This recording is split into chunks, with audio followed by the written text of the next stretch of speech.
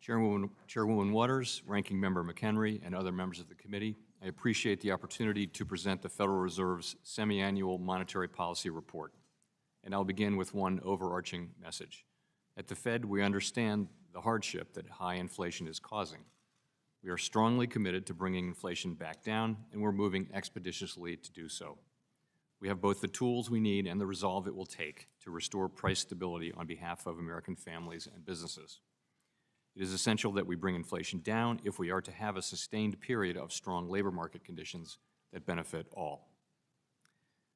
I will review the current economic situation before turning to monetary policy. Inflation remains well above our longer-run goal of 2%. Over the 12 months ending in April, total PCE prices rose 6.3%. Excluding the volatile food and energy categories, core PCE prices rose 4.9%. The available data for May suggests that the core measure likely held at that pace or eased slightly last month. Aggregate demand is strong, supply constraints have been larger and longer lasting than anticipated, and price pressures have spread to a broad range of goods and services. The surge in prices of crude oil and other commodities that resulted from Russia's invasion of Ukraine is boosting prices for gasoline and fuel and is creating additional upward pressure on inflation.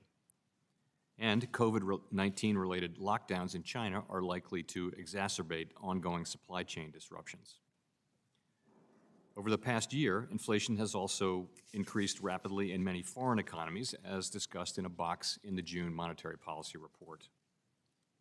Overall, economic activity edged down in the first quarter as unusually sharp swings in inventories and net exports more than offset continued strong underlying demand.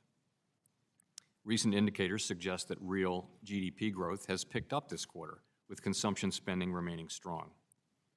In contrast, growth in business fixed investment appears to be slowing, and activity in the housing sector looks to be softening, in part reflecting higher mortgage rates. The tightening in financial conditions that we have seen in recent months should continue to temper growth and help bring demand into better balance with supply. The labor market has remained extremely tight, with the unemployment rate near a 50-year low, job vacancies at historic highs, and wage growth elevated. Over the past 3 months, employment rose by an average of 408,000 jobs per month, down from the average pace seen earlier in the year, but still robust. Improvements in labor market conditions have been widespread, including for workers at the lower end of the wage distribution, as well as for African Americans and Hispanics. A box in the June monetary policy report discusses developments in employment and earnings across all major demographic groups. Labor demand is very strong, while labor supply remains subdued, with the labor force participation rate little changed since January. The Fed's monetary policy actions are guided by our mandate to promote maximum employment and price stability for the American people.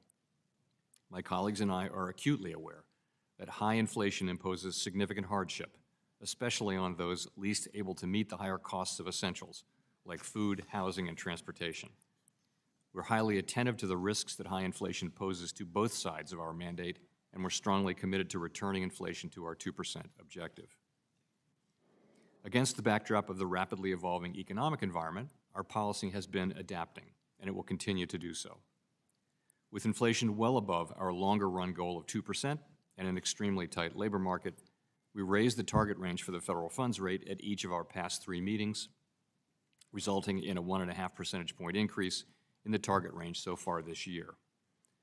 The committee reiterated that it anticipates that ongoing increases in the target range will be appropriate. In May, we announced plans for reducing the size of our balance sheet and shortly thereafter began the process of significantly reducing our securities holdings. Financial conditions have been tightening since last fall and have now tightened significantly, reflecting both policy actions that we have already taken and anticipated actions. Over coming months, we will be looking for compelling evidence that inflation is moving down, consistent with inflation returning to 2%. We anticipate that ongoing rate increases will be appropriate. The pace of those changes will continue to depend on the incoming data and the evolving outlook for the economy. We will make our decisions meeting by meeting, and we will continue to communicate our thinking as clearly as possible. Our overarching focus is using our tools to bring inflation back down to our 2% goal and to keep longer-term inflation expectations well anchored. Making appropriate monetary policy in this uncertain environment requires a recognition that the economy often evolves in unexpected ways. Inflation has obviously surprised to the upside over the past year, and further surprises could be in store. We therefore will need to be nimble in responding to incoming data and the evolving outlook, and we will strive to avoid adding uncertainty in what is already an extraordinarily challenging and uncertain time. We're highly attentive to inflation risks and determined to take the measures necessary to restore price stability. The American economy is very strong and well-positioned to handle tighter monetary policy. To conclude, we understand that our actions affect communities, families, and businesses across the country. Everything we do is in service to our public mission. We at the Fed will do everything we can to achieve our maximum employment and price stability goals. Thank you, and I look forward to your questions.